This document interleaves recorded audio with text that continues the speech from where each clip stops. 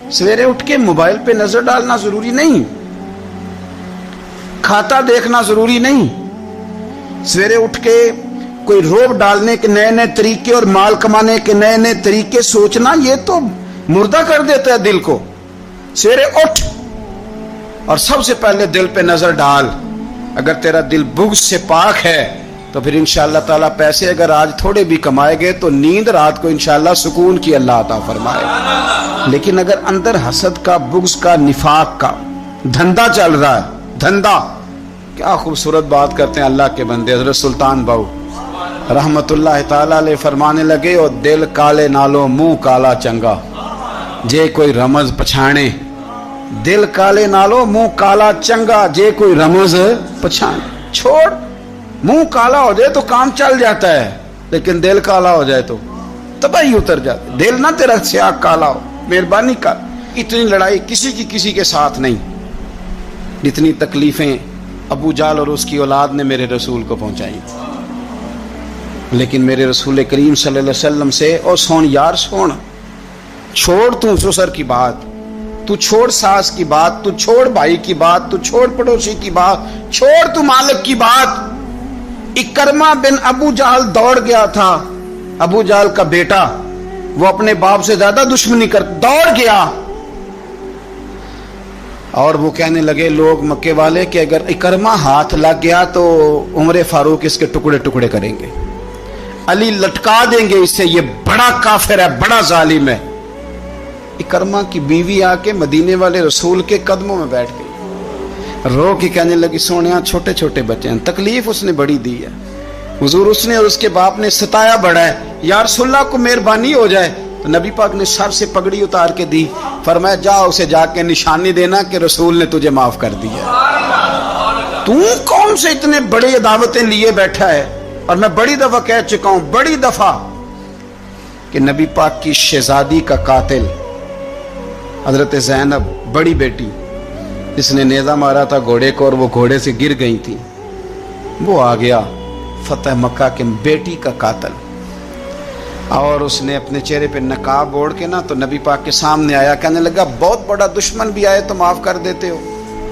तो नबी करीम फरमाने लगे बेटियां भूला नहीं करती, पर तू कलमा पढ़, मैं तुझे भी माफ करने को तैयार। ये भूला नहीं करती, क्या करूं, बेटियां कहां भूलती, लेकिन तू पढ़ ना कलमा। यार आप बात को समझे, कौन सी दावतें लिए बैठे हो?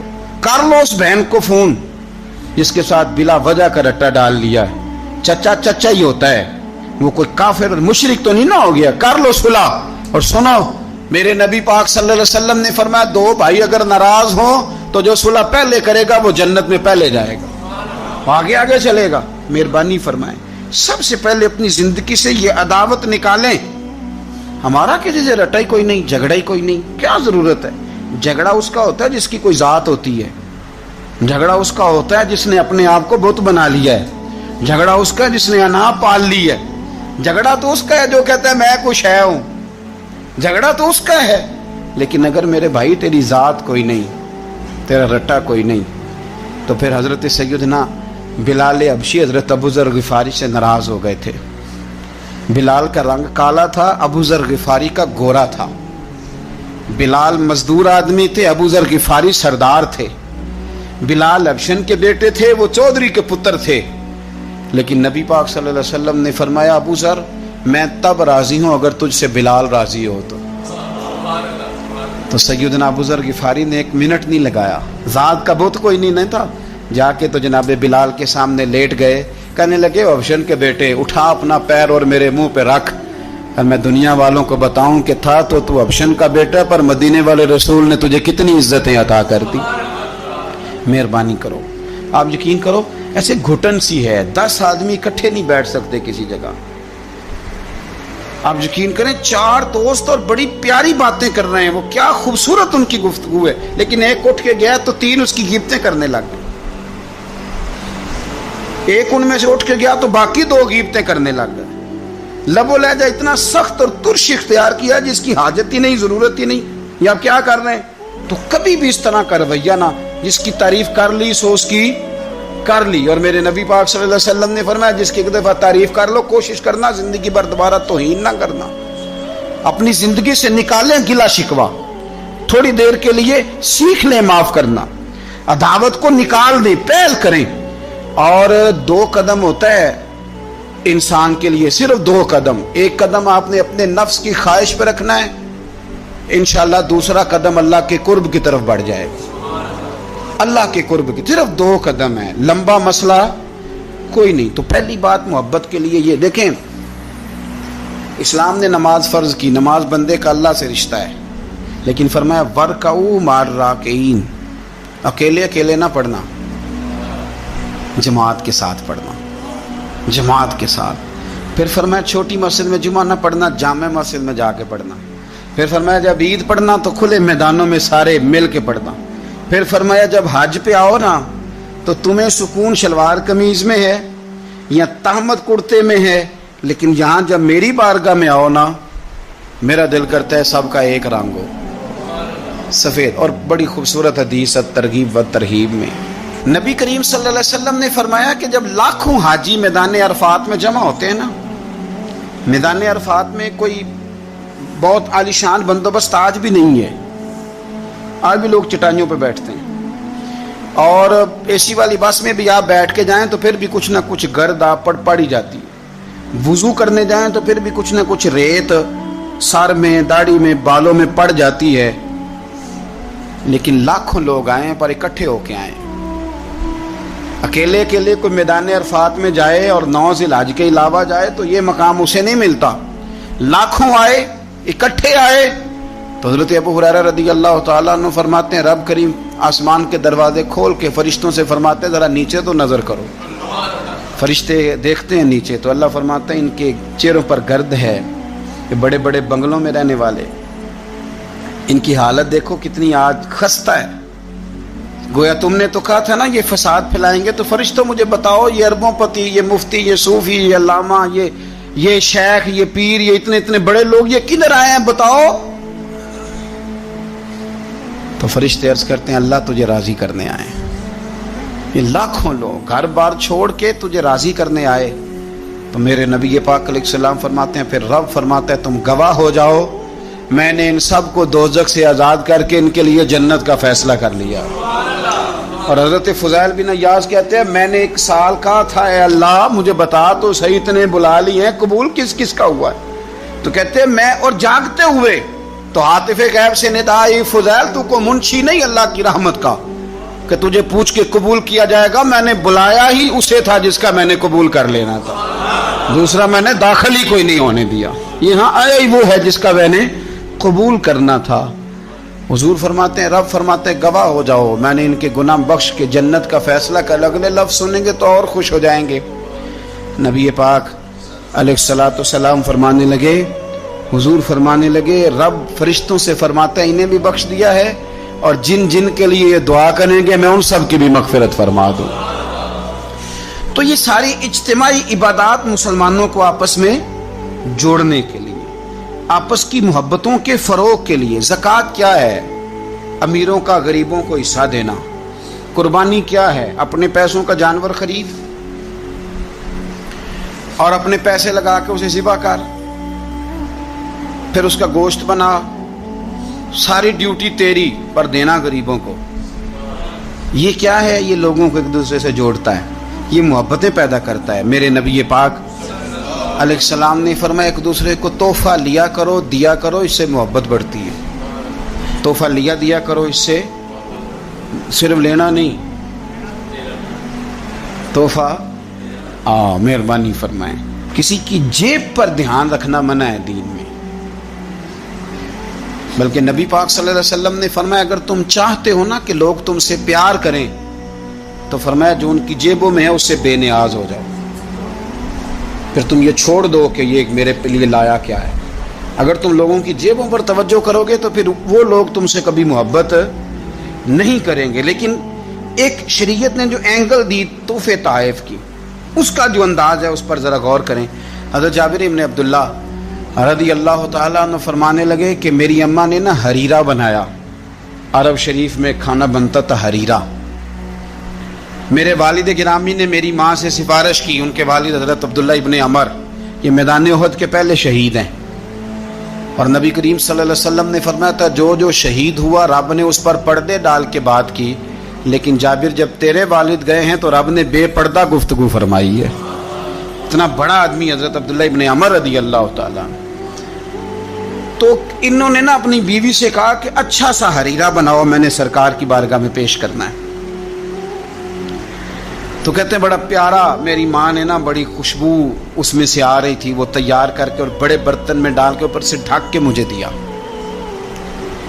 جب میں نبی کریم صلی اللہ علیہ وسلم کی بارگاہ عالی مرتبت میں پہنچا تو اس کی خوشبو تو دور سے آ رہی تھی، اور ویسے بھی اللہ تعالیٰ نے غیب کی کنجیاں حضور کو عطا فرمائی ہیں، لیکن نبی کریم صلی اللہ علیہ وسلم پھر بھی فرمانے لگے تیرے باپ نے گوشت پکا کے بھیجا میرے لیے، اندر حریرہ ہے اور خوشبو آ رہی ہے۔ حضور فرمانے لگے تیرے والد نے کیا گوشت بنا کے بھیجا؟ اللہ کرے آپ کو سمجھ آئے میری بات۔ سرکار کسی سے کسی چیز کا مطالبہ کریں تو یہ اس کے نصیب ہیں، یہ تو وہ قبول ہو گیا۔ چونکہ نبی کریم کی تو بیٹی سیدہ فاطمہ کے گھر اگر شام کو کھانا نہ پکے تو رب جنت سے بھیج دیتا ہے، تو سرکار کو تو محتاجی نہیں کسی کی۔ لیکن حضور صلی اللہ علیہ وسلم، آپ بات کو سمجھیے گا میں کیا عرض کر رہا ہوں، اس اشارے کو سمجھے جس کو صحابہ سمجھے۔ نبی پاک صلی اللہ تعالی علیہ وسلم نے فرمایا تیرے ابا نے گوشت پکا کے بھیجا ہے؟ تو کہتے میں نے پلیٹ اٹھا کے عرض کی حضور نے یہ حریرہ ہے، تو سرکار نے وہ نکال لیا۔ کہتے ہیں حضرت جابر ابن عبداللہ کہ میں چونکہ پختہ عمر کا نہیں تھا، میں واپس گیا، میں نے جا کے عرض کی کہ ابا جی نبی پاک صلی اللہ علیہ وسلم کو تو پتہ تھا حریرہ ہے اور اس کی خوشبو بھی آ رہی، پھر حضور نے یہ کیوں فرمایا کہ گوشت ہے اندر؟ قربان جائیں، کہا گھر جا کے میں نے عرض کی، میں نے کہا ابا جی حضور کو تو پتہ تھا حریرہ ہے، تو سرکار نے یہ کیوں فرمایا کہ گوشت لائے ہو؟ تو کہتے ہیں میرے ابا کی آنکھوں میں آنسو آ گئے۔ آپ سمجھے نا، جب عشق سکھاتا ہے آداب خود آگاہی، رو پڑے اور فرمانے لگے تو خوش قسمت نہیں کہ حضور نے تجھ سے پوچھا ہے کہ تیرے باپ نے گوشت بھیجا، فرمایا جلدی کر ایک بکری پکڑ کے لا۔ کہتے ہیں میں باڑے سے بکری پکڑ کے لایا، میرے ابا نے اسے بنایا اور بڑے پریم سے گوشت بنایا اور میری ماں نے پکایا اور پھر برتن میں ڈالا۔ کہتے ہیں غروب آفتاب ہونے والا تھا جب میں وہ کھانا لے کے گوشت لے کے در رسول پہ پہنچا، اور جا کے جب میں نے پیش کیا تو حضور نے نہیں پوچھا کیا لائے ہو، اب نہیں پوچھا۔ جب عشق سکھاتا ہے آداب خود آگاہی، پھر کھلتے ہیں غلاموں پر اسرار شہن، اب نہیں پوچھا کیا لائے ہو، بلکہ کہتے میں نے جا کے رکھ دیا۔ تو سرکار فرمانے لگے اللہ تجھے، تیری ماں کو، تیرے باپ کو میری طرف سے بھی بہترین جزا عطا کرے اور سارے نبیوں کی طرف سے بہترین جزا عطا کرے۔ بات کو سمجھیں، یہ جو تحائف ہوتے ہیں لیکن نا، پہلا حق سب سے پہلے غریبوں کو دینا ہے، اور جب آپ سمجھ لیں کہ میں اپنے محلے میں غرباء کو تقسیم کر چکا تو پھر آپ نے یہ تحفہ بانٹنا ہے، پھر عید پہ تحفے دینے ہیں۔ نبی پاک صلی اللہ علیہ وسلم اپنے کسی صحابی کی شادی ہوتی تو اپنے دستے مبارک سے کھجوریں بانٹا کرتے، کھجوریں اپنے دستے مبارک سے بانٹا کرتے۔ تحفے سے محبت بڑھتی، اس سے پیار بڑھتا ہے۔ تو تحائف کا تبادلہ کریں، لیکن میں کہہ چکا ہوں کہ صرف لینے کا مزاج نہ بنائیں، یہ دو طرفہ معاملہ ہے، اس پر آپ غور کریں۔ پھر اگر آپ چاہتے ہیں کہ آپ محبت میں مزید فروغ ہو تو زندگی میں عاجزی پیدا کریں۔ کنز المال میں حدیث ہے، ایک مختصر جملہ ہے حدیث کا، پر اسے یاد رکھنا۔ نبی پاک صلی اللہ علیہ وسلم نے فرمایا ہر چیز کا کوئی پھل ہوتا ہے، آپ کوئی کام بھی کرتے ہیں تو اس کا کوئی رزلٹ نکلتا ہے، پھل ہوتا ہے۔ تو نبی پاک علیہ السلام نے فرمایا یہ جو عاجزی ہے نا، اس کا پھل محبت ہے۔ تم اگر عاجزی کرو گے تو پھر اس کا پھل محبت ہے، جھک جائیں، جھکنے سے رشتے مضبوط ہوتے ہیں۔ کبھی سسر کو بھی معذرت کرنی پڑے تو یہ کوئی مشکل کام نہیں، غلطی ساس سے بھی ہو ہی جاتی ہے۔ ڈٹ نہ جائیں، آڑ نہ جائیں۔ کیا نبی کریم صلی اللہ علیہ وسلم اپنے صحابہ سے معذرت نہیں کرتے تھے؟ کوئی تصور کر سکتا ہے کہ سرکار غلطی کریں گے؟ نبی پاک کے لیے جو گناہ کا گمان کرے وہ گمراہ ہے، لیکن صحابی صفیں سیدھی کراتے، ان کے پیٹ میں نبی پاک کا تیر لگ گیا تو حضور نے فرمایا نہیں مجھے اللہ کی رضا کے لیے معاف کر دے۔ وقت وصال حضور نے اعلان نہیں فرمایا کہ مجھ سے کوئی کسی شخص کو تکلیف پہنچی ہو تو بدلہ لے لے۔ تو کیا ابا جی غلطی کر ہی نہیں سکتے؟ کیا حضرت صاحب سے غلطی ہوتی نہیں؟ استاد صاحب اب معصوم ہو گئے؟ تو نیچے اتریں تھوڑا سا. اگر آپ نے رشتے بچانے ہیں تو نیچے اتریں, ورنہ یاد رکھ لیں زندگی میں تنہا رہ جائیں گے. جسے جھکنا نہیں آتا اس کا کوئی رشتہ قائم نہیں رہتا. معاشرے کے اندر سکھی وہ شخص ہوتا ہے جسے دنیا سے پیار ملتا ہے, جس کا کوئی بھائی ہوتا ہے, جس کا کوئی بیٹا ہوتا ہے, جس کے ماں باپ ہوتے ہیں, جس کے دوست احباب ہوتے ہیں. انسان اللہ کی بنائی ہوئی مخلوق سے سکھ پا کے سکھ ہی رہتا ہے, اور اگر اسے مخلوق سے سکھ نصیب نہیں ہوتا, کم لوگ ہوتے ہیں جو صوفیاء ہیں, جو بزرگ ہیں, جو مخلوق کے سکھ کی امید نہیں رکھتے. لیکن میں بالعموم بات کر رہا ہوں, عوامی سطح پر لوگوں کو ضرورت ہوتی ہے کہ میرا بیٹا میرا فرما بردار ہی ہونا چاہیے.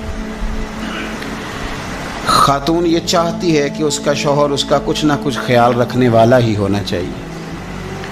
خامد یہ تمنا کرتا ہے کہ میری بیوی میری خدمت گزار ہی ہونا چاہیے. تو یہ ساری چیزیں اس وقت معاشرے کے اندر پیدا ہوتی ہیں جب انسانوں کا انسانوں کے لیے پیار بڑھ جاتا ہے, جب وہ بہت ساری چیزوں کو درگزر کرنے لگتے ہیں, جب وہ خود محبت کو فروغ دیتے ہیں. قرآن مجید فرقان حمید نے ارشاد فرمایا کہ انما المؤمنون اخوہ. سورہ حجرات کے اندر اللہ فرماتے ہیں کہ یہ جو مومن ہے نا, یہ آپس میں بھائی بھائی ہیں.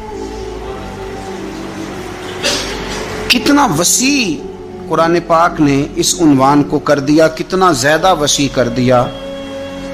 برادری کی, رنگ کی, قبیلے کی, علاقے کی ساری قید سے نکال کر فرما دیا کہ جس نے جہاں بیٹھ کے بھی نبی پاک علیہ السلام کا کلمہ پڑھا ہے وہ تمہارا بھائی بن گیا, جہاں بیٹھ کے بھی. اقبال کہنے لگے بازو تیرا توحید کی قوت سے قوی ہے اور اسلام تیرا دیس ہے, اس لیے کہ تو مصطفی ہے.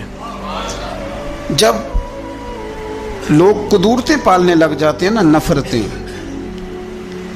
حسد, بغض, عداوت, کینہ پروری, تو ٹھنڈی جگہ پر بھی بیٹھ کے وہ سکون نہیں پاتے. اس لیے کہ ساتھ والے کو دیکھ کے جب 100 دفعہ گھورنا ہے